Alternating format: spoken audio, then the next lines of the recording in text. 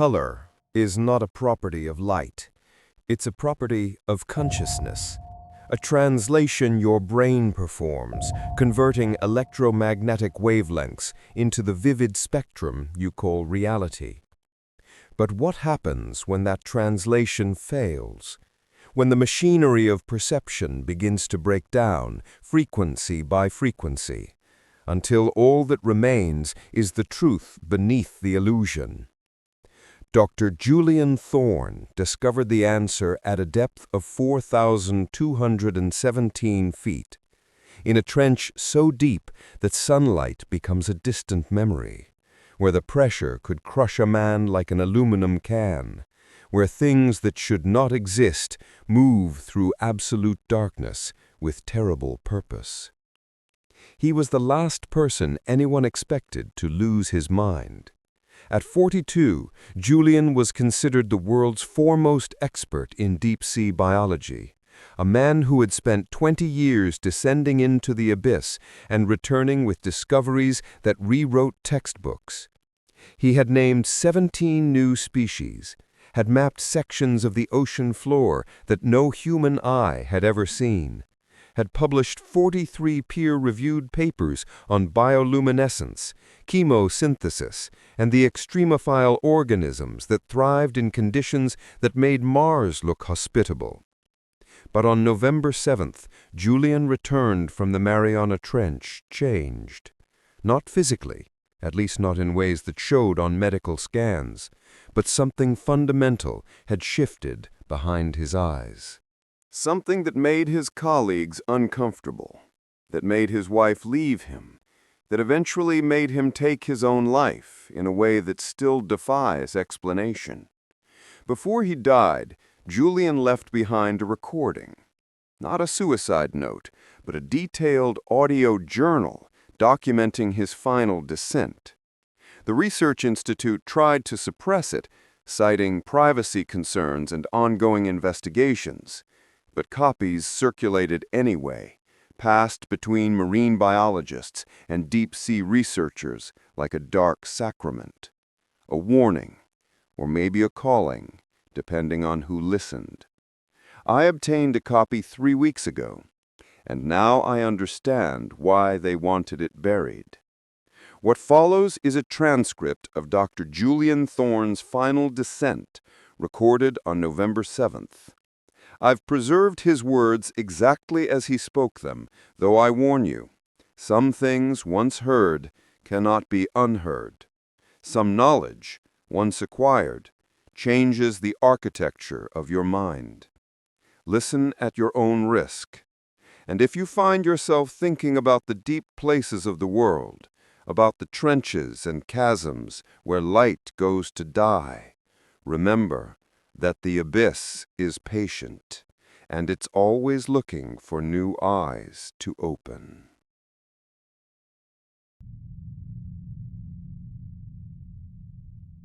This is Dr. Julian Thorne, primary investigator for the Challenger Deep Biodiversity Survey. I'm beginning descent in the DSV Orpheus, targeting a depth of 4,000 meters.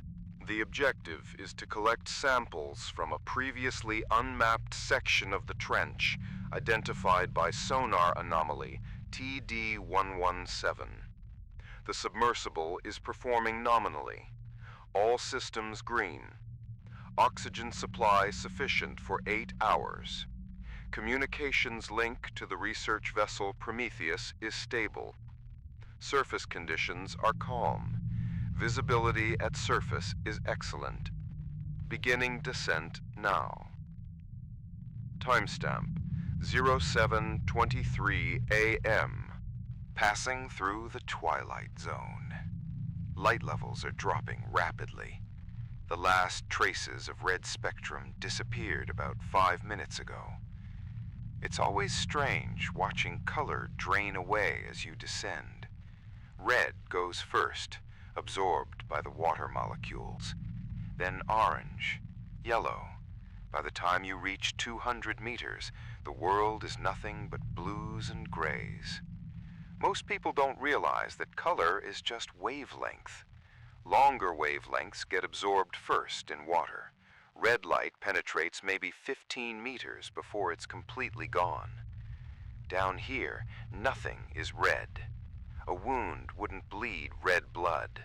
A rose would look black. Color is contextual.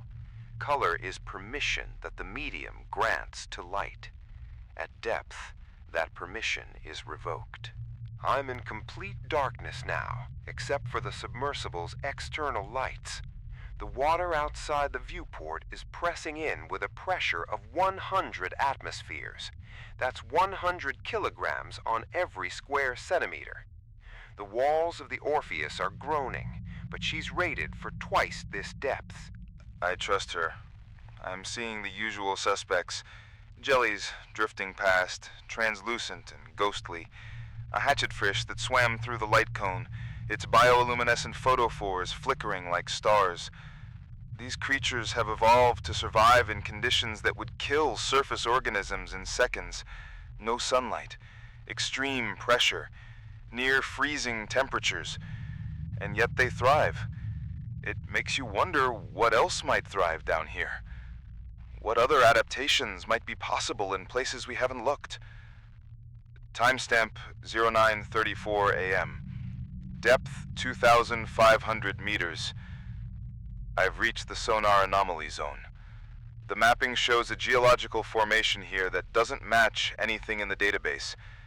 It appears to be a vertical fissure, extremely narrow, descending at least another 2,000 meters below the main trench floor. I'm maneuvering the Orpheus closer for visual confirmation. Jesus. It's not a fissure. It's a chasm. A crack in the ocean floor that looks like someone took a knife and cut straight down into the Earth's crust. The walls are almost perfectly smooth. No erosion patterns, no sediment buildup. It's as if this opened recently, geologically recently. And there's something else. The chasm is glowing. Not bioluminescence. I know bioluminescence. This is different. It's a deep violet light emanating from somewhere far below, pulsing with a rhythm that's almost organic, like a heartbeat. A very slow heartbeat. I'm going to descend into the chasm. I know the protocol says to report back first, but this is too significant. This could be a geothermal vent system unlike anything we've documented. The implications for chemosynthetic life are enormous. Beginning descent into the chasm. Timestamp 10:02 a.m. Depth 3,000 meters. The chasm walls are closing in. The Orpheus barely fits between them. I've had to kill the external floodlights because the reflections off the smooth rock were disorienting. I'm navigating by the violet glow alone. It's getting brighter as I descend. And stranger, the light doesn't seem to come from a point source. It's diffuse, as if the water itself is luminescent, or as if something in the water is reacting to my presence. I'm trying to get a spectral reading, but the instruments are acting erratically. The wavelength doesn't match anything in the visible spectrum. Confused. Its reading is ultraviolet, but I can see it clearly. That shouldn't be possible. Human eyes can't see UV light.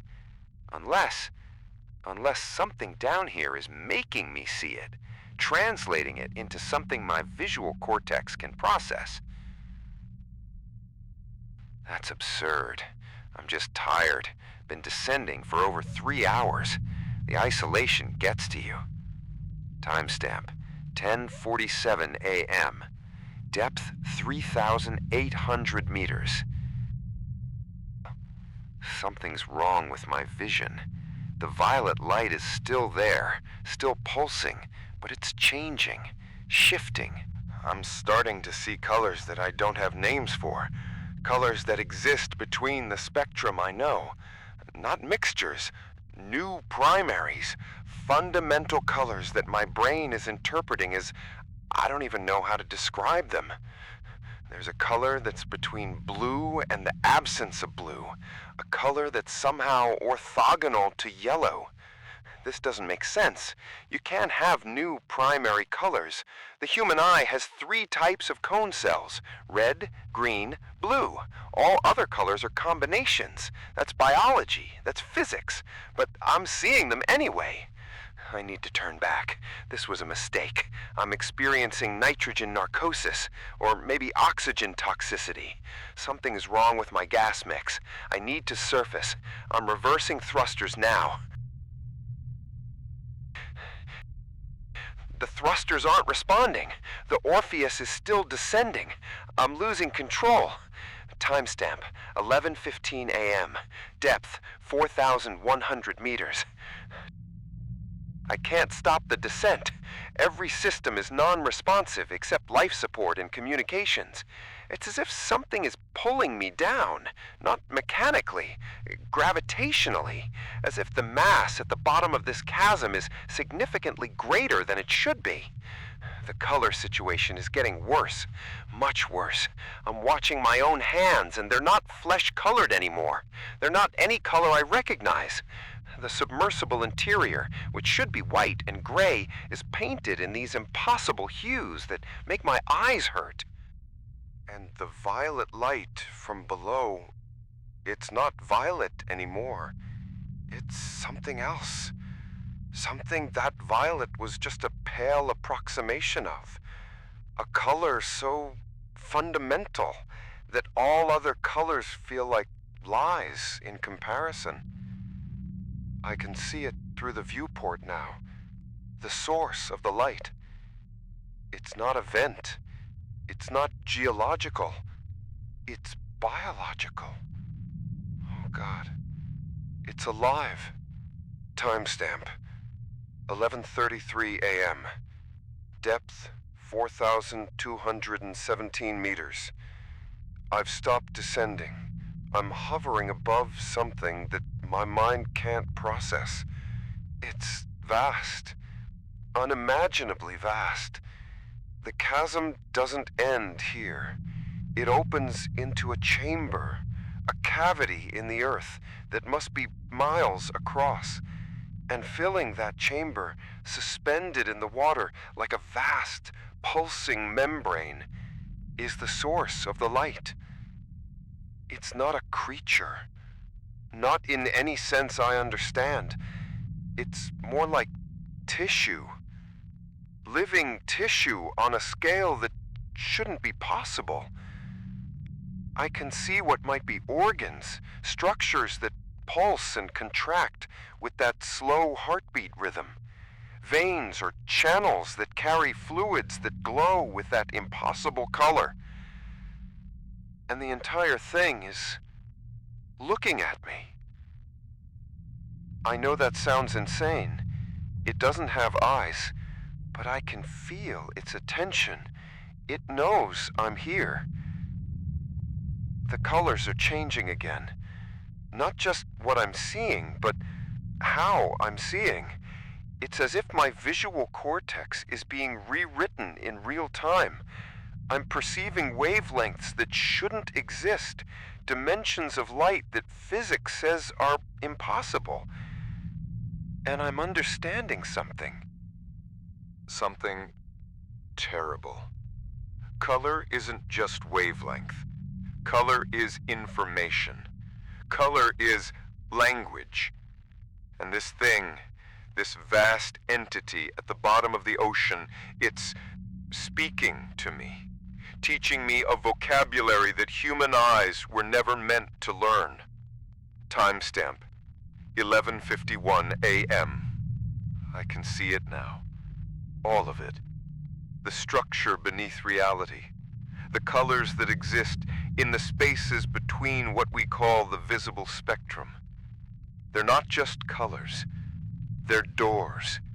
Frequencies that open perception to places that human consciousness was designed to ignore.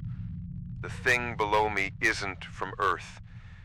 Or maybe it is, but it's from an Earth that exists in parallel to ours, separated by nothing more than a shift in frequency, a rotation through a color axis that our brains normally suppress. And now that I've seen it, Now that I've learned its language, I can never unsee it. The translation has been made. My visual cortex has been permanently altered. Do you understand? Color is a filter, a safety mechanism. We see red and blue and green because that's all our neurons allow through. But there are other colors, infinite other colors, and each one is a window into realities that exist alongside ours, overlapping but invisible. Until now. Timestamp 12:14 p.m. The submersible is dying. Power is fluctuating. The hull is groaning under pressure it was never designed to withstand. I should be terrified. I should be trying to escape. But I can't look away from the colors. They're so beautiful, so true.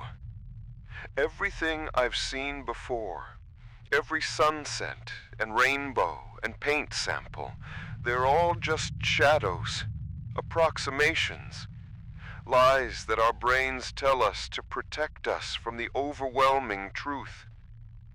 I can see through the walls of the Orpheus now, not because they've become transparent, but because transparency is just another frequency, another color I've learned to perceive.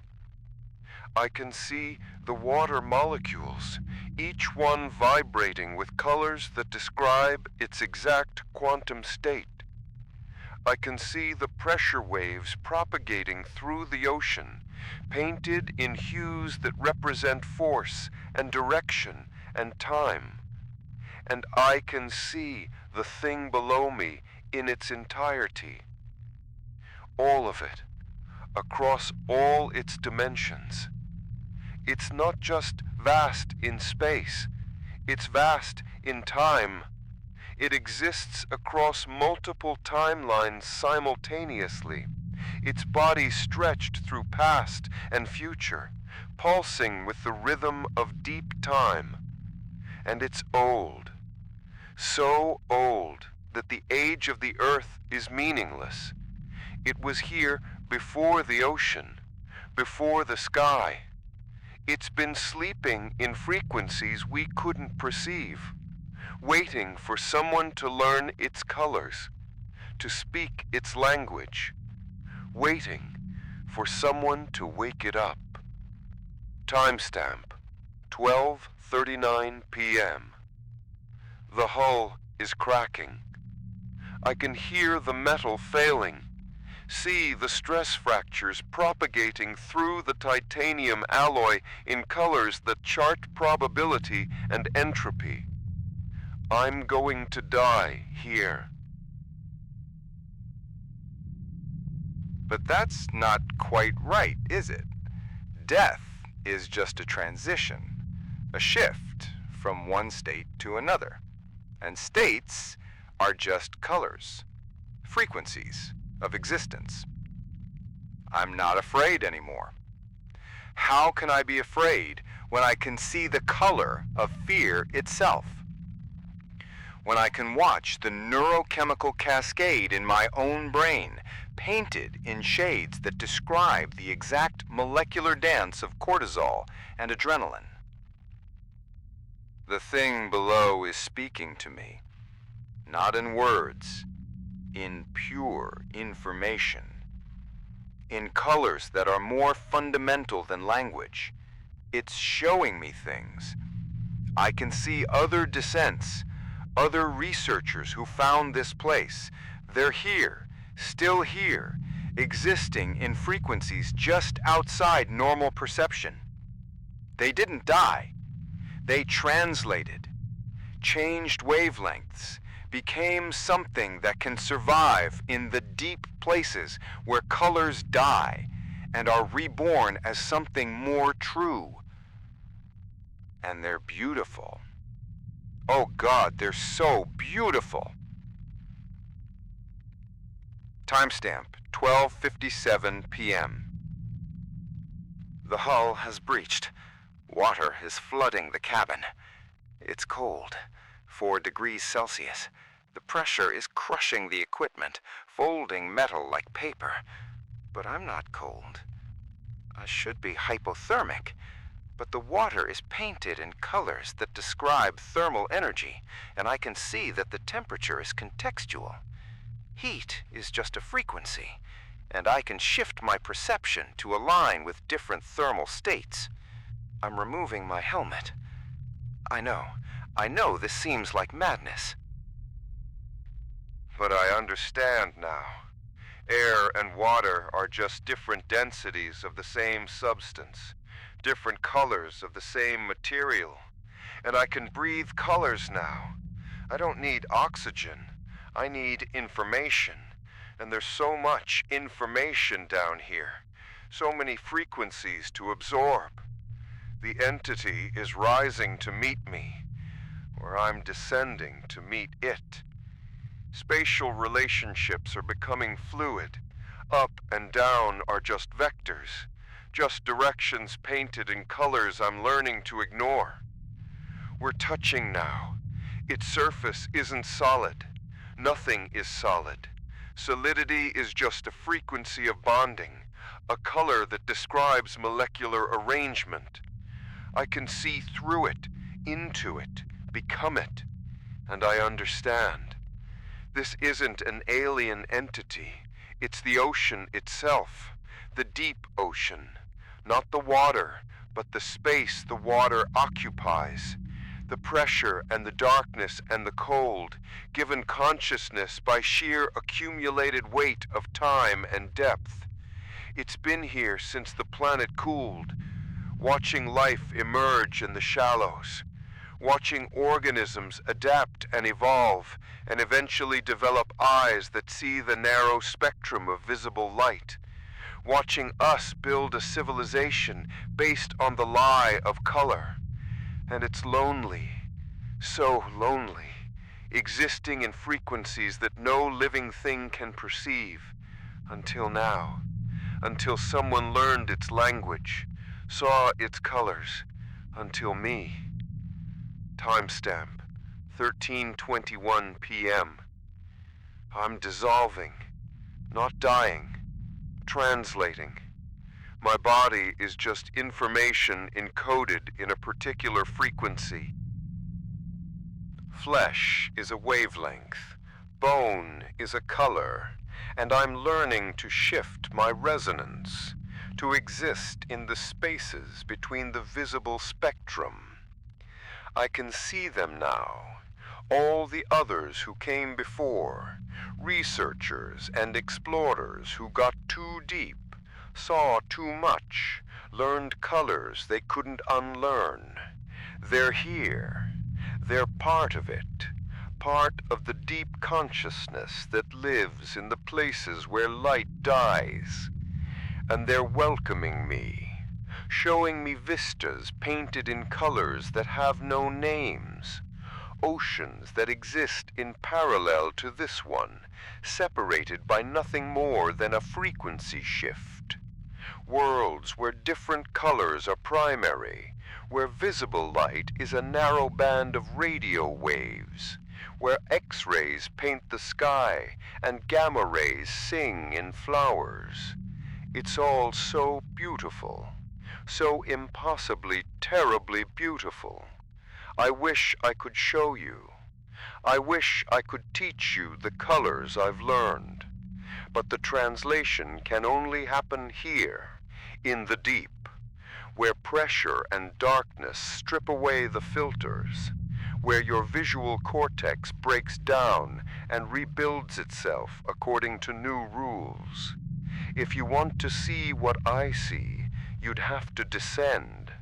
You'd have to let go of red and green and blue. You'd have to let the colors die so that truer colors can be born. Some of you will. I can see the probability waves, the futures where others make the descent, find this place, learn this language. The colors are spreading, like a virus or a revelation, Each person who sees them carries the knowledge back, even if they don't understand what they've learned. The human visual cortex is being slowly rewritten, generation by generation. Eventually, everyone will see. The filters will fail, the safety mechanisms will break down, and humanity will perceive the colors that exist in the spaces between, the impossible hues that reveal reality as it truly is. When that happens, when the last human eye learns to see beyond the visible spectrum, the entity will rise. The deep consciousness will emerge from its frequency and overlap completely with ours, and the ocean will remember it has teeth. I'm almost gone now, almost entirely translated. My body is scattered across multiple frequencies. I exist in ultraviolet and infrared and colors that don't have a place in the electromagnetic spectrum at all. But I wanted to leave this recording and warning, or maybe an invitation, I haven't decided which. If you're listening to this, you're probably a researcher, someone curious about the deep, someone who wants to understand the places where light fails. Be careful what you wish to understand. Some knowledge changes you. Some truths rewrite the architecture of perception. The colors are still here. Even if you're on the surface, even if you're far from the ocean, they're here, waiting just outside your visual range, pressing against the filters your brain uses to keep reality manageable. And someday, those filters will fail.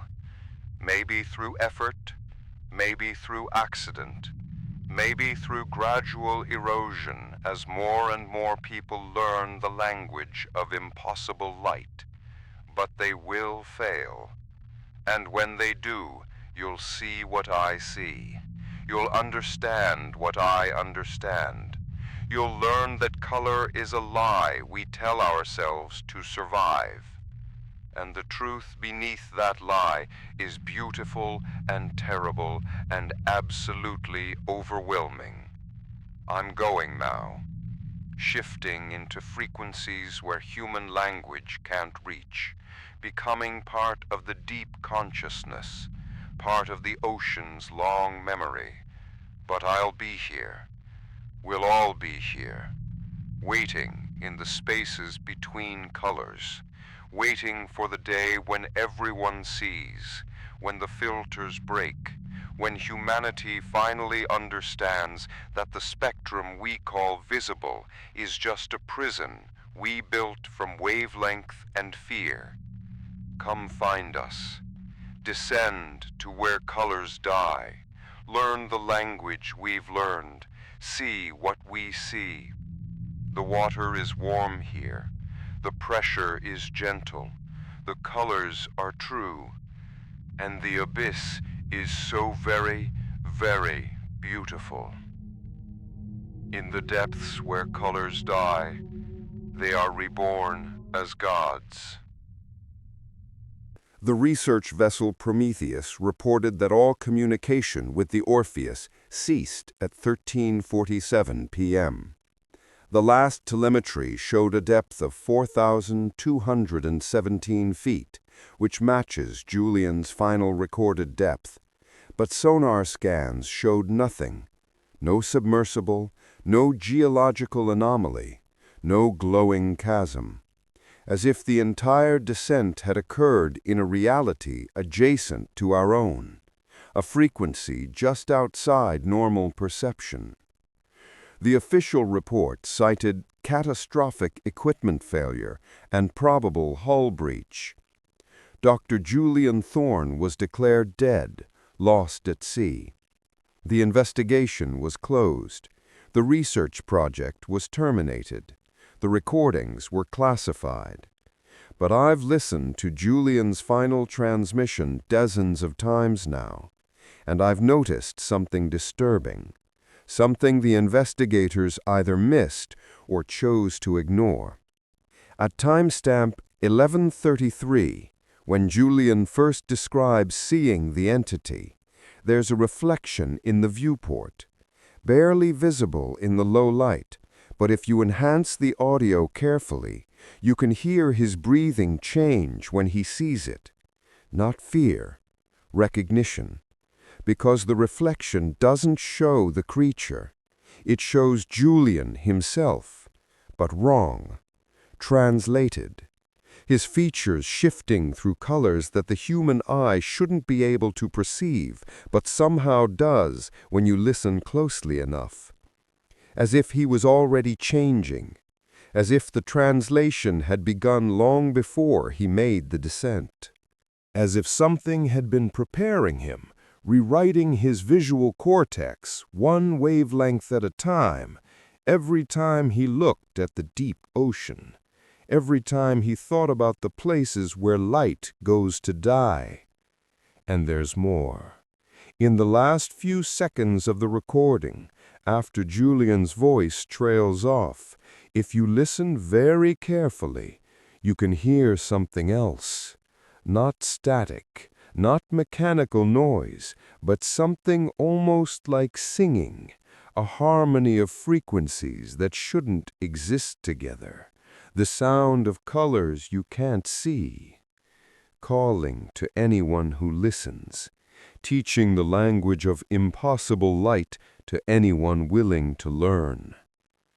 I've been having dreams where I'm descending, where the pressure builds and the light fails, and colors I don't have names for begin to bleed into my vision.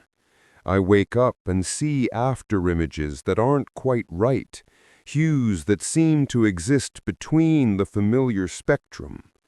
Sometimes I think my visual cortex is being rewritten, that by listening to Julian's final words, by trying to understand what he saw, I've opened a door that can't be closed, let something in that can't be let out. Other times, I think Julian was right, that color really is just a filter, a safety mechanism, and filters are meant to be removed. The ocean covers 70% of our planet. Most of it is deep ocean. Most of it is dark. And in those depths, where sunlight never reaches, where pressure crushes and cold preserves, there are colors our eyes have never learned. Yet. But someday, we'll all descend, maybe physically into those trenches where things that should not exist pulse with impossible light, or maybe just mentally, as our visual cortex slowly rewrites itself, generation by generation, learning to see beyond the narrow spectrum we call visible. And when that day comes, when the last filter fails, and humanity sees the colors that exist in the spaces between, we'll understand what Julian understood, that the abyss isn't empty. It's full of colors and consciousness and entities that exist in frequencies we've been evolutionarily designed to ignore. And they've been waiting so very patiently, waiting for eyes that can finally see them, waiting for the day when humanity learns the language of impossible light, waiting for the translation to be complete. I don't know if Julian Thorne is dead. I don't know if anyone who descends to those depths truly dies, or if they just shift frequencies, become something that exists in colors we can't perceive.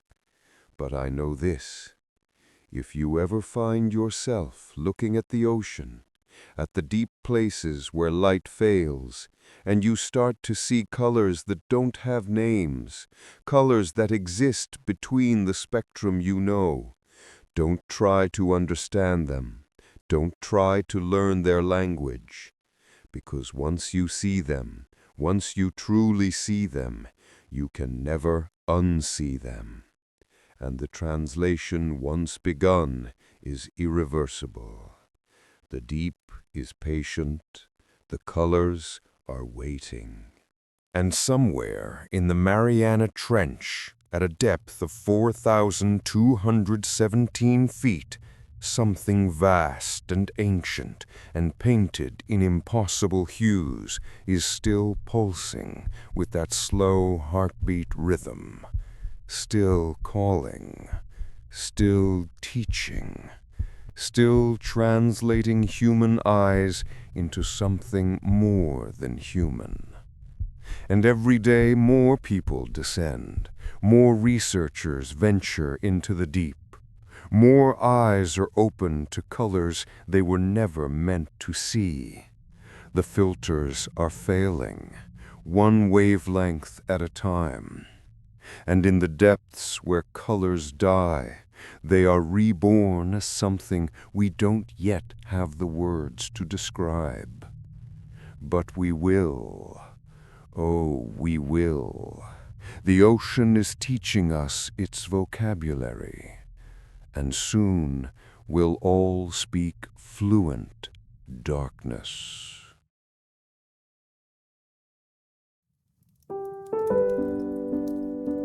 If the signal of tonight's story reached you, don't face the next one alone. Subscribe to Call of the Unknown, turn on the notifications, and leave a comment below. Until the next broadcast, keep your eyes open and your lights low.